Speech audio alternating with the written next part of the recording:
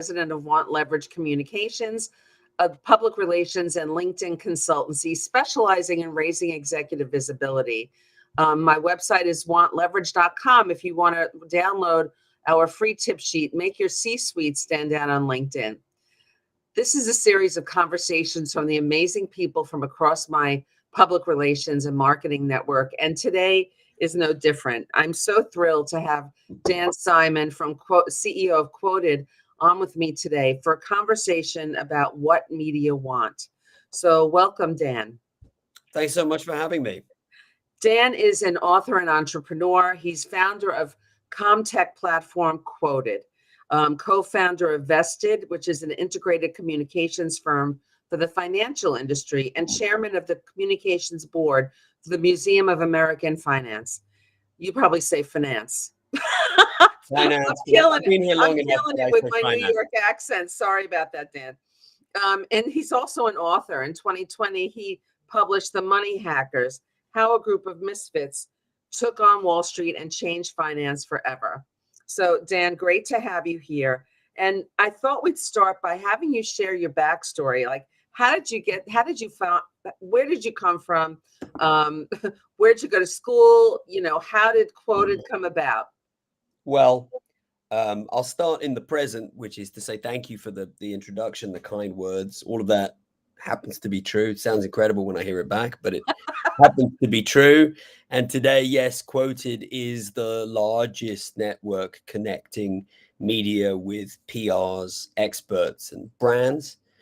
We have about 250,000 active users on the platform, all sharing stories, ideating stories, finding products and experts for their stories. So it's pretty amazing how far we've come. My background started in communications. I always think sometimes PR is the sort of the last refuge of the scoundrel, kind of liberal arts background, particularly in Europe, as you can tell from my thick Bronx accent, Julie. I'm not from around here originally.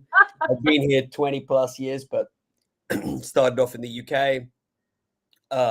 Sort of fell into PR, fell into financial PR, and actually got fascinated by both the financial world, really the idea of how money touches people's lives, and also storytelling and communications and influence and part of what we do. Yeah, and those two things have always kind of been at the heart of what I do, and sort of kept me very intellectually stimulated.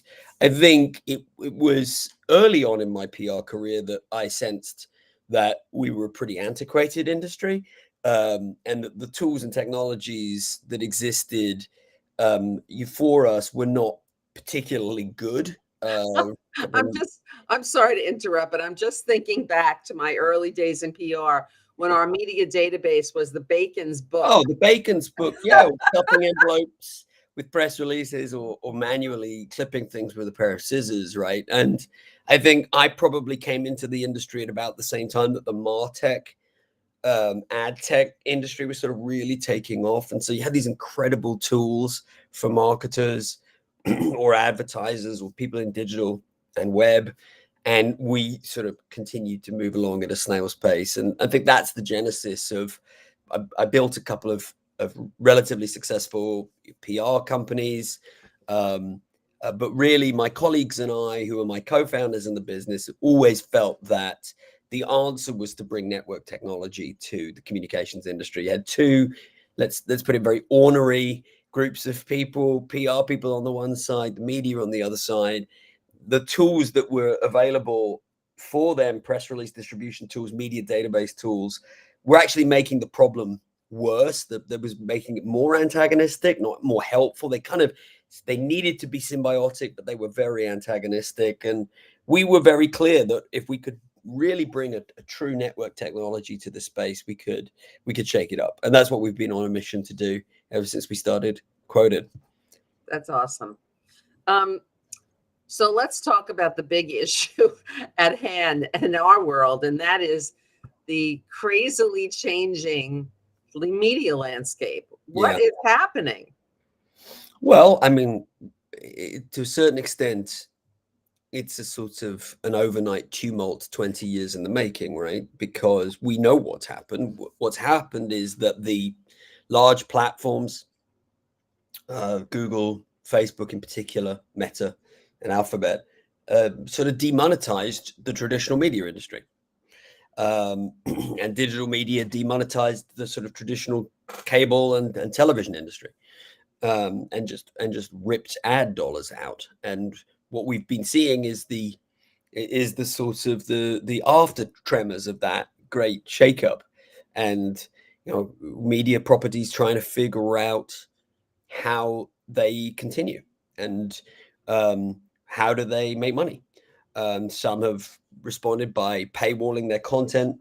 And that leads to some interesting. At Quoted, we think a lot about big societal issues because we truly believe in the value of the media, of a free media, and like Thomas Jefferson said, I'd rather a world with with newspapers and no government than government and no newspapers, right? And I think so. We sort of think about that, and paywalling content is one, can be a very effective strategy.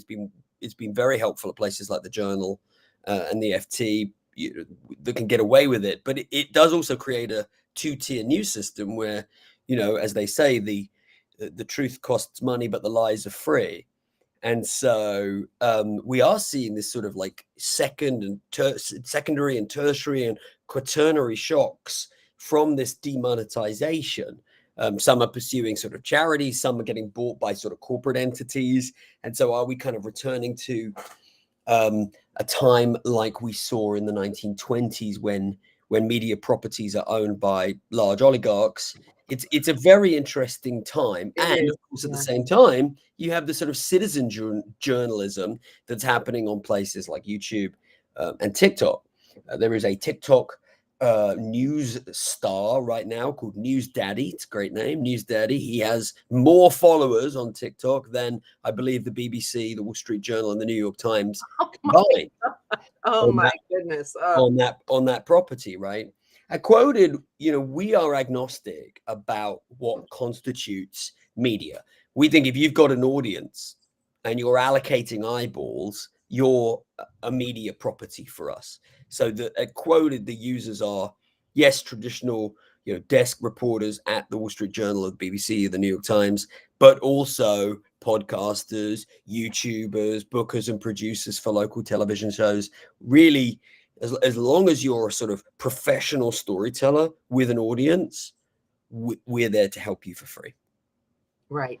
And how do you tell if somebody's really a professional or, I mean, I don't think you can. Yeah, you really can't. I don't think that lines are so blurred. No, I don't think so. I think what happens though, I think the concerns are a little overblown that the sort of journalism will be completely destroyed, because actually what we're seeing at Qwoted is that there's a podcast maybe like yourself, and they achieve some success, and then they need a producer, and then they need a researcher, and then before you know it, they've kind of built themselves into a small media property, right? So I think if you do it well and you have a real audience and you're getting real traction, you'll find yourself professionalizing. And those are the people that we're serving very well on Qwoted, because then we're a one-stop shop for a want-to-be journalist or a freelancer or a small media publication that wants to find experts, connect with brands, find products for their stories, get story ideas even. That's where we're supporting them very well. So I think really the defining line is, do you have an audience? Not some sort of mythical line that you cross where you say, congratulations, you've become a journalist. Right. I don't think that I think that's what's been challenged fundamentally through these sort of tectonic shifts. It's interesting. One of the things I love there are a few things I love about Qwoted, because I use it, I'm a regular user. Oh, thank you.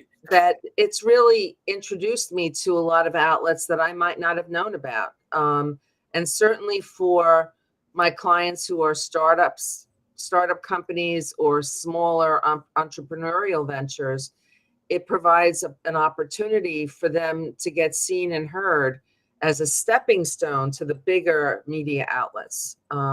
Yeah, I think that's one of the things that we want to do more is to contextualize each of the publications, because we know that so and so gardening blog may not be perfect for everyone, but if you've got a small gardening product, it might be just the step up Yeah. you need. And then what you may not realize is it's one of the best trafficked blogs amongst home gardeners.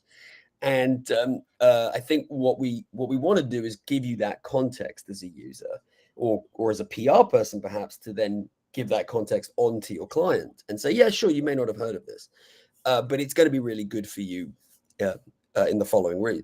Yeah, I mean, I just recently placed a really nice contributed article for a client in the American Management Association's quarterly journal. I was so delighted to have that opportunity, and I probably wouldn't have even thought of pitching them, to be honest, if I hadn't seen it on Qwoted.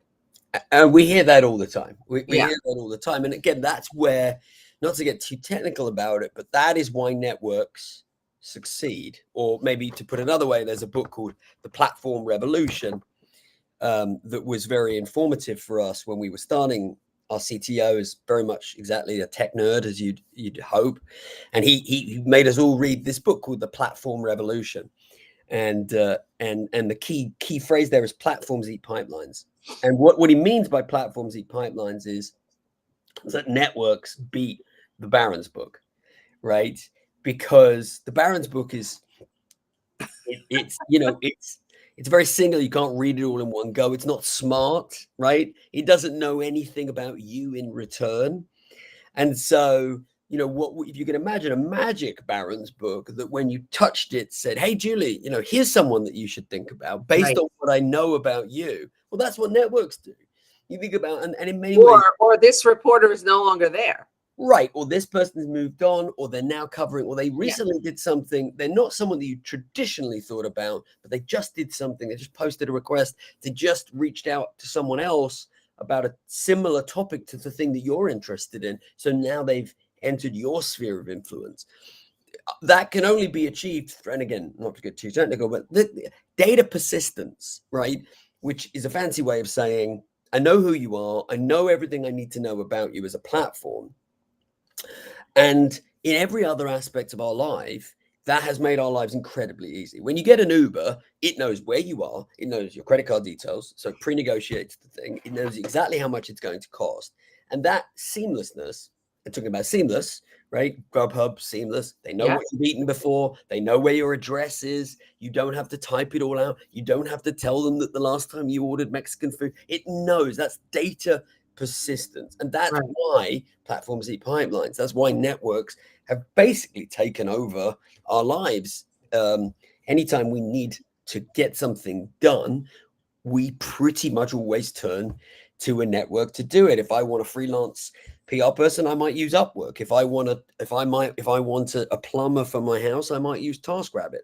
All of that is data persistence, it's networks. And so it's crazy to me that in a world that is essentially a social network, which is the PR industry, you've got media on the one side and you've got PR people on the other, and you want them to collaborate better, you want them to get to know each other better, you want to smooth that relationship. It's kind of bonkers that there hasn't been an Expedia for the media today.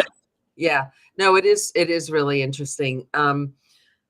How do you, PR and the media have always had like this crazy relationship, push-pull relationship. How do you think that Qwoted has kind of helped to smooth that out a little bit, or has it?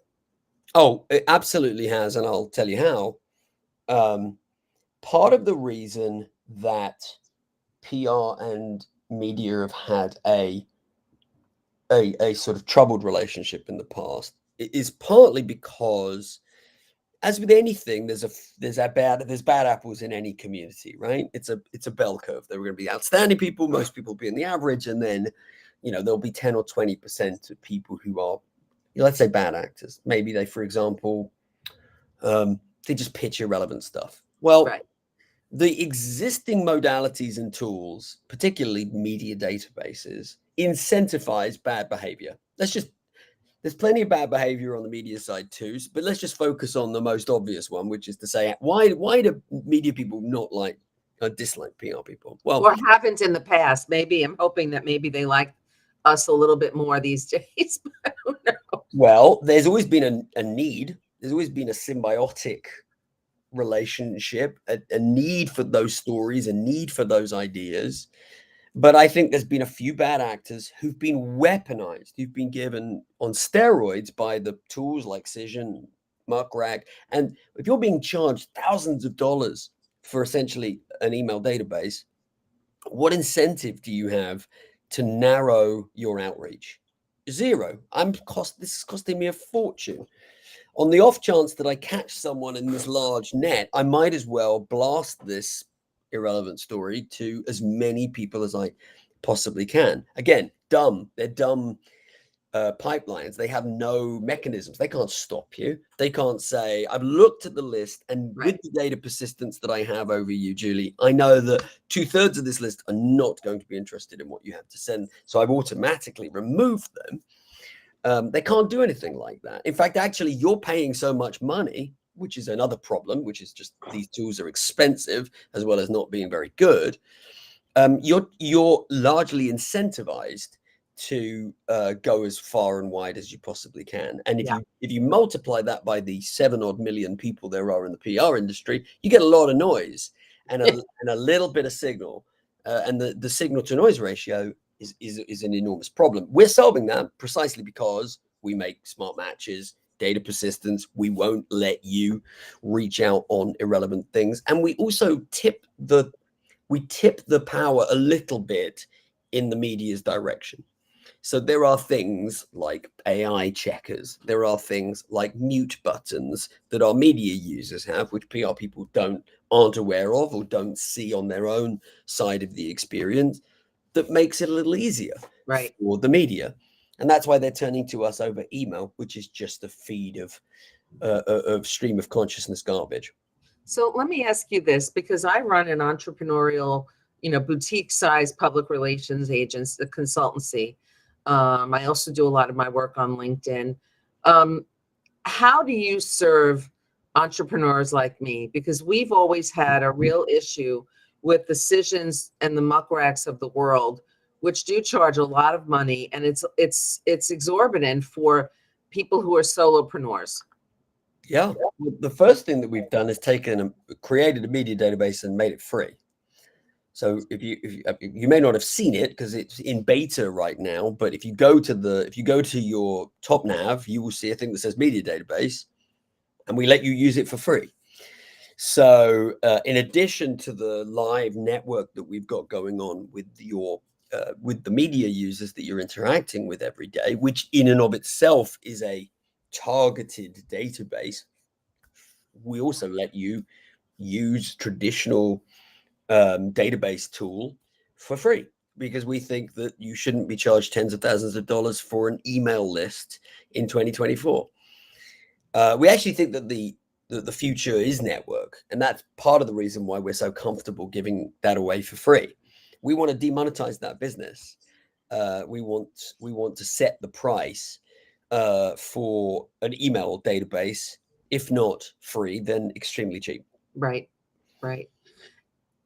And what are your thoughts of the comeback of Harrow in a new form as Hero? Well, I think, look, I don't know much about the situation. Yeah.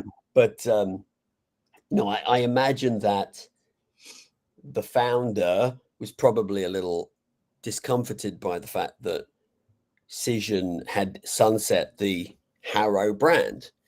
And for all its flaws and failings and sort of Craigslist, Web 1.0 email list that is the Harrow, it had an appeal. It had a sort of a simple appeal. I'm old enough to remember dating on Craigslist. Right. And it had a sort of a Craigslist quality, like I say, like a Web 1.0, like it's 1997. And there's a lot of people, I think, that were that found that quite appealing in a way. I don't think it's particularly sustainable. I don't think it's particularly scalable for 2024. But I do think Decision probably made a mistake by retiring that brand. Yeah, it seems like. And that, I think, has created an opportunity for someone to say, well, up yours. I'm going to. And so that's sort of, we're watching that with sort of wry delight. I think it's quite funny. I think in the rubric of the enemy of my enemy is my friend. I don't think Decision is not one of those brands that has a lot of love. Let's put it that way, right? I Nobody, don't think so. I had so many problems with them, and their billing system alone is just, yeah. Kill me now. It was just like awful. And so I think, at least the Harrow brand and maybe the Hero brand, at least there's an authenticity there and the human approach. One of the things that we do with Qwoted is we use a lot of smart AI, which you'll have experienced if you use it, a lot of clever matching of all this stuff, like lots of data persistence, but we also put a human wrapper around it. I'm not sure if you've experienced it, but whether you're on the media side or the PR side, you can talk to a human. And that's very important to us. There used to be a database called Gorkana that was bought by Cision. And one of their attributes that people used to talk about all the time in the PR industry was, I can get a human, I can talk about what I'm looking to do or and that's been very important for us. So that authenticity, that human, I think people gravitate towards it. I think you probably can't. I for one have found it to be terrific. I mean, reporters don't always respond as quickly as I would like them to, but that's part of the game, right? But it has allowed me to develop relationships with new reporters that I didn't know before. And they seem to be very forthright for the most part and honest about, like, in fact, I just got a message recently, like, I'm not going to use the pitch you just sent me, but please don't let that discourage you from pitching me again. So I really appreciated that. That's a really interesting point because I wrote that language. So please don't let this discourage. It says, I can't use them right now, but please don't let that discourage you from pitching in the future. That is an automatic button that we give the media on their side. Now, they're still using it. They're still communicating to you, but we've taken the pressure off them to have to write that out. Yeah, well, that really got me. I have to tell you, good job, because I thought, okay, I'm going to keep in touch with this person. Absolutely. And when you ask yourself, well, what can we do to improve the relationship between media and PR? That is what we can do. Technology, data persistence, network technology. That's how we do it. We make it easy to be polite. We make it easy to be friendly. We make it hard to be rude, right? And databases that sell and charge make it really easy to be rude. And we're in the business of actually making it so that it's easy to be polite and you're rewarded for being helpful. So you may have seen that we just did our quarterly Qwoted 100 that people go absolutely gaga for. They love being named to the Qwoted 100. I got it a couple of years ago, and I still have it on my email. Congratulations. Well, that means you're doing some things right. It means you're getting good responses. You're being you're being solicitous. You're being friendly. And so as much as we can codify that, that's another way in which networks help lift everybody up, lift the industry up. And, we talked a little bit about all of the competitors. It's great. It's all wonderful. Competition is great. It pushes us all forward. But I don't think that there is a competitor or a solution out there other than Qwoted that is thinking about using technology to improve that relationship in the way that we are, of which that is a very specific example, because you multiply that by the thousands of nice positive messages people are getting on. But and so every day we've got reporters going, well, that's a very nice PR person, and we've got PR people saying it's a very nice that's right, it's good, it's a good maybe thing. It's my British politeness, but that's important to me. I think we can pull the industry up. Tell me, what are your thoughts about earned media and network effects? How so? Well, the role of earned media has changed, right? Because of all of, there are a lot of citizen journalists, there are a lot of, up and coming platforms. How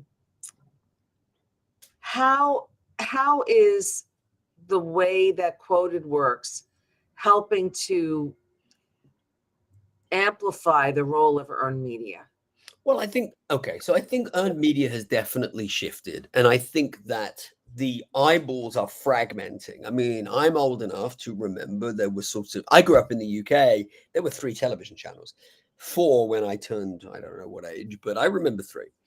And that was your media. It was BBC One, BBC Two, and ITV. And there will be people that remember just BBC One and BBC Two and then BBC One.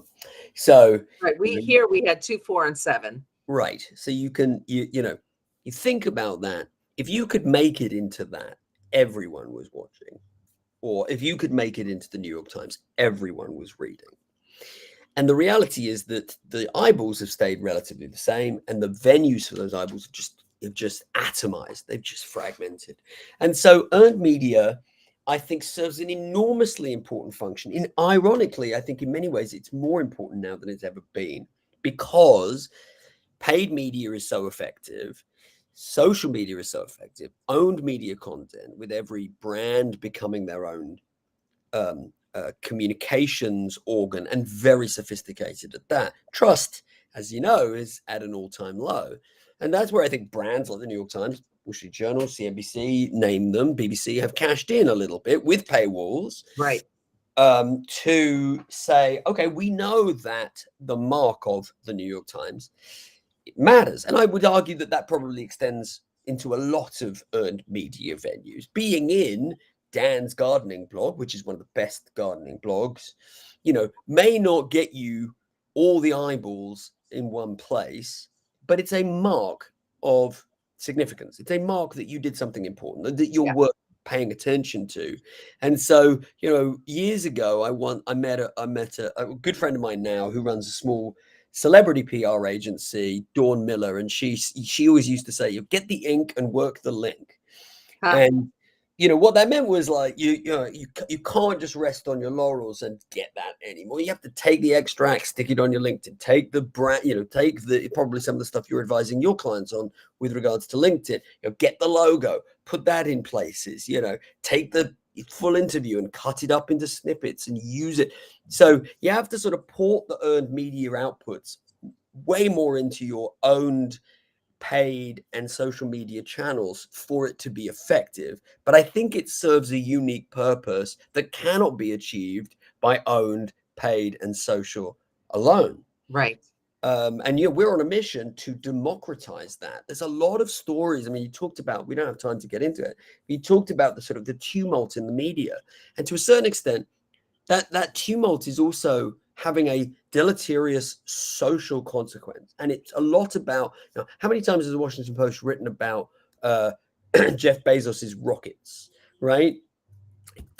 And that means that stories that should be written are not getting written. Right. Voices They're that taking should be heard are not getting heard. And when we did a party the other week, just for our independent expert users, just freelance, you know, not PR people, but just, you know, professors or small CEOs who use us, the diversity in the room was amazing. I met an African-American female CPA who has a wonderful bunch of clients and uses Qwoted, and has said, I've been quoted in more places now. And it's opening up access for an entire group of, you know, female entrepreneurs, entrepreneurs of color who, you know, would never have had a chance of hiring an expensive PR agency. Right. I was just going to ask you about the role, you know, thought leadership today, because that's the space that I'm in raising executive visibility.